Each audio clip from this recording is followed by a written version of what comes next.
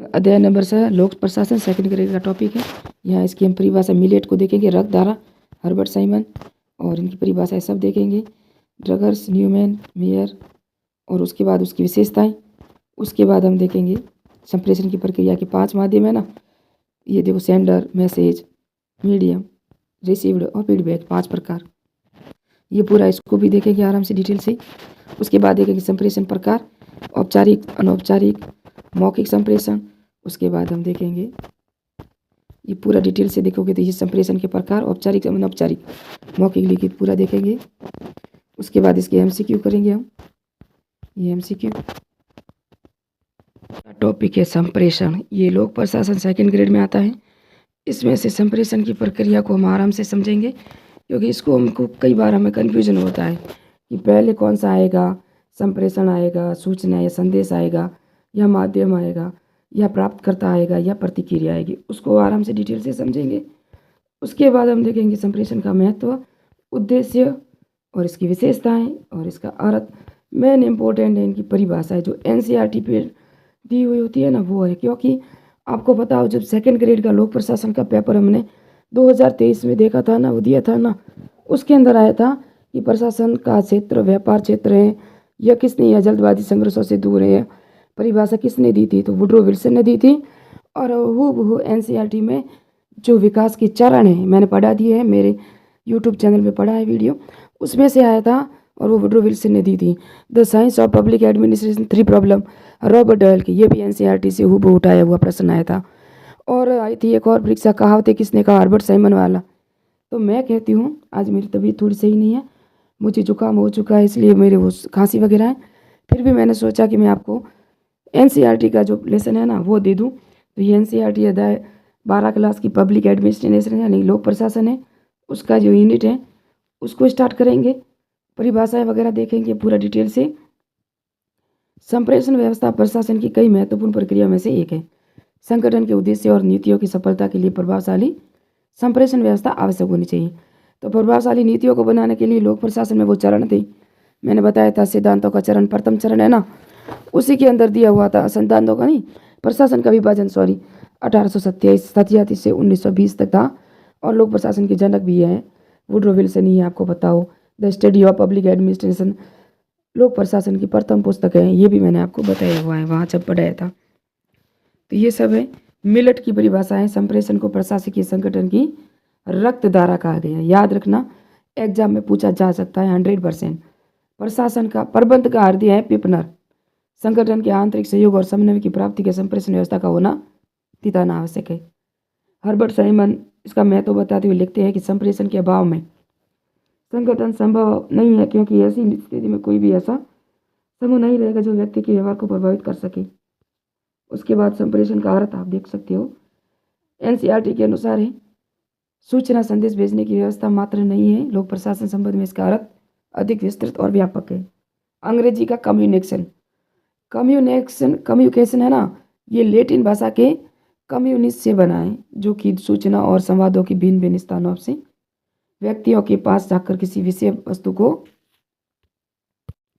काफ़ी दिन से तबीयत सही होने से कुछ वीडियो अच्छे नहीं बन रहे, व्यू के चक्कर में शॉर्ट वीडियो कुछ ऐसे बना लिए जो करंट अफेयर्स या राजनीति से जुड़े थे, तो सिर्फ व्यू के चक्कर में बनाए थे मैंने। बाकी हमारा जो चैनल है वो एजुकेशन से संबंधित है। धीरे धीरे वीडियो अच्छे आने लगेंगे जब मेरी तबीयत सही हो जाएगी। और द वे रीड के अनुसार संप्रेषण का मूल लक्ष्य क्या है, समान विषयों पर मस्तिष्क का मेल है। ये एग्जाम में आया हुआ प्रश्न है। हर्बर्ट साइमन, संप्रेषण वह प्रक्रिया जिसके द्वारा निर्णयों को संगठन के एक सदस्य से दूसरे सदस्य तक पहुंचाया जा सके। ये इनकी परिभाषाएं देख सकते हो आप पूरी। संप्रेषण एक व्यक्ति के मस्तिष्क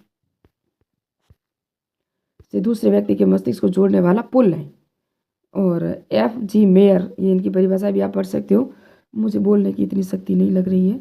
पीटर एफ डरकरी इंपॉर्टेंट है क्योंकि ये परीक्षा में आ चुकी है ना।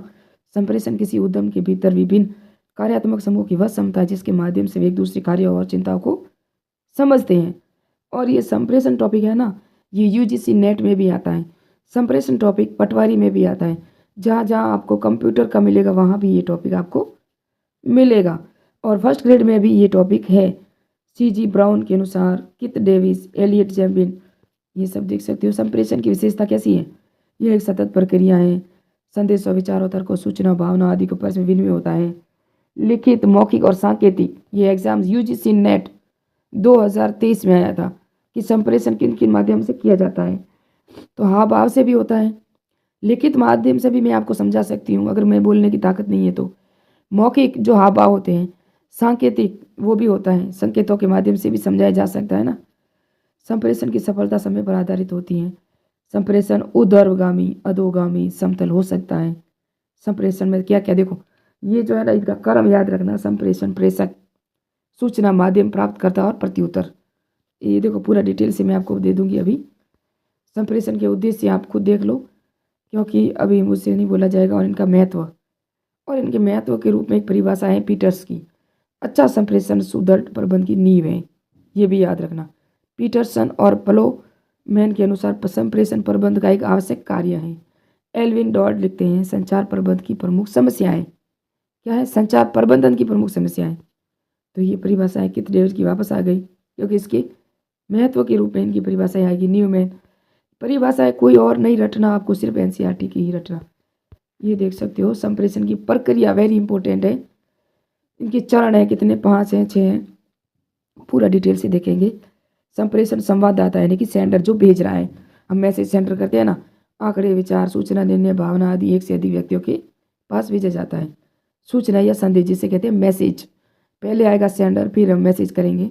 संप्रेषण प्रक्रिया का दूसरा महत्वपूर्ण चरण है संदेश, संवाद, मैसेज, सूचना जो भी कह सकते हो, अर्थात करना क्या है।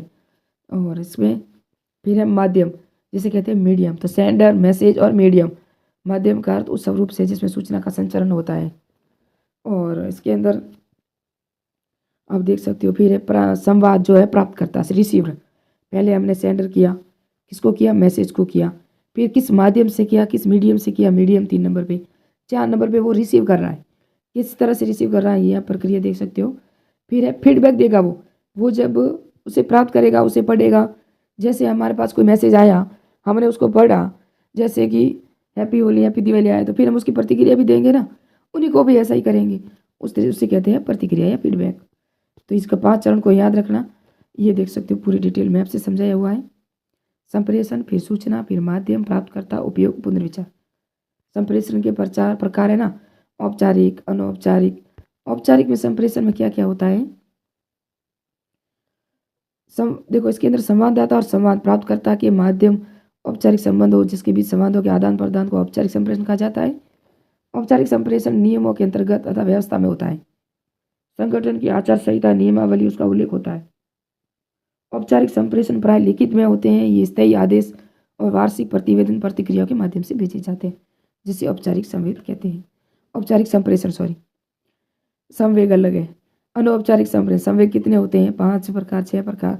संवेग जिसको मूल प्रवृत्तियां भी कहते हैं, जो मैकडूगल ने बताई थी, साइकोलॉजी में आती है।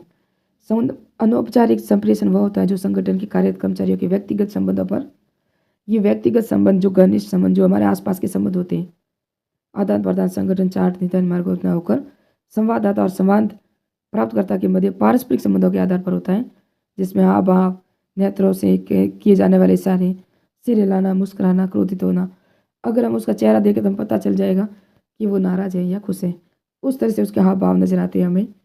और ये इस संप्रेषण को ग्रेप वाइन के नाम से भी जाना जाता है, जो अनौपचारिक संप्रेषण है। ये परीक्षा में आया हुआ है कि अनौपचारिक संप्रेषण को किस नाम से जाना जाता है, 2nd ग्रेड में भी आया हुआ है। मौखिक संप्रेषण, ये देखो सब 75% मौखिक संप्रेषण से ही होता है, जो भी सर्वश्रेष्ठ कार्य होता है वो। मौखिक संप्रेषण के क्या क्या लाभ हैं ये देख सकते हो। मौखिक संप्रेषण के दोष, कुछ और इशारा कर दे कोई और समझ लेगा। लिखित संप्रेषण ये चौथा है, क्योंकि संप्रेषण प्रकार देख रहे हैं ना हम। सांकेतिक, ये परीक्षा में आया था, क्या एक जो लड़का वगैरह कोई यह इशारा कर रहा है, आप आज साथ से जा रहे हो, कोई पढ़ने का इशारा कर रहा है, कोई बस में चढ़ने का इशारा कर रहा है, या आपको बुक मांग रहा है, इशारे से मांग रहा है, कोई पेन मांग रहा है, उसे सांकेतिक या संकेतों के देखो अंगूठा उठाकर प्रोत्साहित करना, हंस कर, सिर हिलाकर, ये क्या हुआ, हाव भाव दिखा के, होठों या उंगली पर चुप रहने का इशारा करना, पीठ थपथाना जिसे शाबाशी कहते हैं, आंखों से इशारा करना, ये सांकेतिक है। ये यूजीसी नेट में आया था।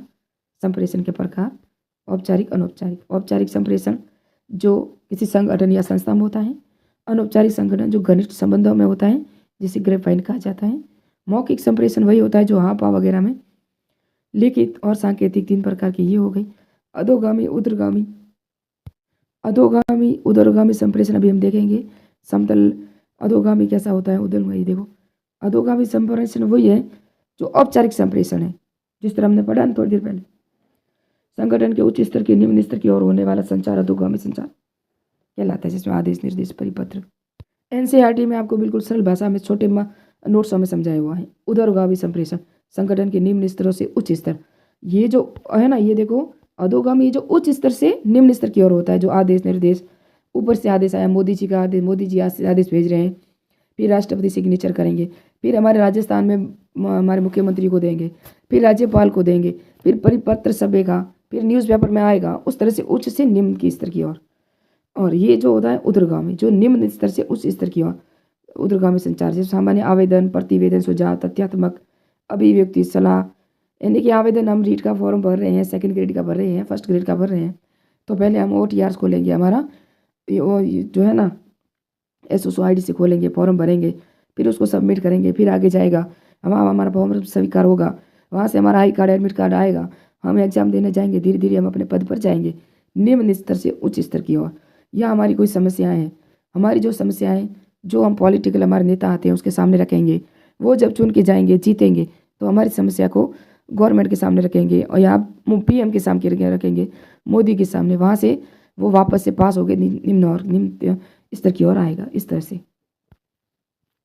उसके बाद एक और संप्रेषण, समतलीय संप्रेषण। संगठन में एक ही स्तर के माध्यम से होने वाला संचार समतलीय श्रृंखला सा, किसी अधिकारी द्वारा अपने समक्ष अधिकारियों को भेजा गया पत्र इसका उदाहरण है। उक्त तीन संप्रेषण आंतरिक संप्रेषण के ही प्रकार हैं। यह नहीं, आंतरिक संप्रेषण के ही प्रकार है। और उसके बाद हम देखेंगे ये बाह्य संप्रेषण, अपने संगठन या उपक्रम के बाहर किसी अन्य संगठन में किया गया संचार बाह्य संप्रेषण की श्रेणी में आता है। यह चीज़ जो विशेषता है ये किसने दी थी? टेरी ने अच्छे संचार की 8 शर्तें बताई। किसने बताई है? टेरी ने। आप देख सकते हो यहाँ नाम लिखा हुआ ना, टेरी। जिस तरह संप्रेषण के जो संचार के 5 प्रकार थे ना, उसी तरह से कौन कौन से हैं पूरी देख सकते हो। और उसके बाद एक और टॉपिक क्या है, यह आ गया MCQ, वो बाद में करेंगे। पहले महत्वपूर्ण बिंदु समझ लेते हैं परीक्षा में जो आने लायक हैं। संचार 2 या 2 से अधिक व्यक्तियों के मध्य तथ्यों, विचारों, सम्मतियों, भावनाओं का पारस्परिक आदान प्रदान। संप्रेषण लिखित, मौखिक, सांकेतिक हो सकता है। यह उर्ध्वगामी, अधोगामी। उर्ध्वगामी जो उच्च से निम्न की ओर, निम्न से उच्च की ओर। अधोगामी जो उच्च से निम्न की ओर। समतल होता है जो संगठन का एक ही अधिकारी जो आदेश देता है। जहाँ हम पंचायत में जाते हैं तो ग्राम सेवक में अगर मीटिंग रखनी है ग्राम पंचायत में, तो सरपंच उसको लिखता है और ग्राम सेवक पंचायत के बाहर लगा देता है कि कल हमारे यहाँ मीटिंग है, तो वह सबको पता चल जाता है और मीटिंग में आ जाते हैं। वो एक ही कर्मचारी या एक ही पंचायत के स्थान पर होता है सामान्यतः। संप्रेषण की प्रक्रिया, संप्रेषण मैंने कहा पहले सेंडर, फिर मैसेज, फिर मीडियम, है ना, उसके बाद प्राप्तकर्ता रिसीव्ड, उसके बाद प्रतिक्रिया जो फीडबैक, है ना। इसको इंग्लिश में याद रखोगे तो आराम से याद हो जाएगा। अनौपचारिक संप्रेषण को ग्रेपवाइन कहा जाता है, मैंने कह दिया। संगठनों में सामान्य, औपचारिक और लिखित संप्रेषण साधनों का प्रयोग किया जाता है। लिखित संप्रेषण में गोपनीयता रखना कठिन होता है। लिखित में संदेश प्राप्तकर्ता की प्रतिक्रिया का तत्काल ज्ञान नहीं हो पाता। संगठन में लाल पिताशाही बढ़ जाती है। अच्छे संचार हेतु आवश्यक है कि स्पष्ट, एकार्थी, समय अनुकूल, पारस्परिक आवश्यकता अनुसार उदाहरणों में एक चित्रों एवं चित्रों सहित हो। संचार में को प्रशासकीय संगठन की रक्त धारा किसने कहा? ये पहली ही विचारधारा और पहला ही NCERT की परिभाषा है ना। ये मिलेट ने कहा था, मैंने कहा ये प्रशासकीय संगठन की रक्त धारा परीक्षा में आ सकता है, तो मिलेट ने। संप्रेषण सामान्य विषयों पर मस्तिष्कों का मेल है, ये किसने कहा था? Old read. मैंने कहा ये परीक्षा में आया हुआ है, तो ये वापस भी आ सकता है। ये दोनों एग्जाम में आ चुके हैं प्रश्न। NCERT के जो लास्ट में MCQ दिए होते ना, लगभग एग्जाम में प्रश्न वहीं से आते हैं। संप्रेषण समान विषयों पर मस्तिष्कों का मेल है। ऑडवेटीड निम्न में से संप्रेषण प्रक्रिया का सही क्रम। तो मैंने कहा था इसको इंग्लिश में याद रखना, और एग्जाम हॉल में जो पेपर आएगा ना वो इंग्लिश में ही आएगा, ये भी याद रखना। एक तरफ इंग्लिश में होगा, एक तरफ हिंदी में होगा। संप्रेषण, सेंडर, सूचना, मैसेज, मध्यम, मीडियम जिसे कहते हैं मीडियम, संवाद जिसे कहते हैं हम क्या कहते हैं सेंडर। और इस सारे देखो, संप्रेषण, सूचना, माध्यम, संवाद, प्राप्तकर्ता जिसे कहते हैं रिसीव करता, प्रतिक्रिया यानी फीडबैक। इस तरह से उसको याद रखना। ये 2 नंबर राइट है इसका। लिखित संप्रेषण के संबंध में कौन सा कथन सही नहीं है? लिखित संप्रेषण विस्तृत जटिल सूचनाओं के लिए उपयुक्त है ना, ये सही नहीं है। लिखित संदेश में स्पष्टता रहती है, इसका साक्ष्य के रूप में उपयोग नहीं कर सकते। क्या लिखा हुआ? सही नहीं है। लिखित समय दोनों पक्षों की उपस्थिति अनिवार्य नहीं होती, ये भी सही है। इसका साक्ष्य के रूप में उपयोग नहीं कर सकते। लिखित संप्रेषण विस्तृत और जटिल सूचनाओं के लिए उपयुक्त है, ये सही है। बड़ी जो समस्या होती है ना उसके लिए उपयुक्त है। इसका राइट आंसर है, यह द राइट है। और मिलते हैं नेक्स्ट पार्ट में। नेक्स्ट में मैं करवाना चाह रही थी आज MCQ, लेकिन पूरे मुझे जो मैंने देखो, आप पूरे एग्जाम के प्रश्न हल कर रहे हो ना, वहाँ आपको एक एक प्रश्न को देखना पड़ेगा, क्योंकि वहाँ आंसर कुछ गलत दिए होते हैं। तो NCERT से मिला के वापस उसको हल करना है। तो मैं वापस हल करके आराम से समझाऊंगी। मिलते हैं नेक्स्ट पार्ट में, नेक्स्ट वीडियो में। जय हिंद, जय भारत।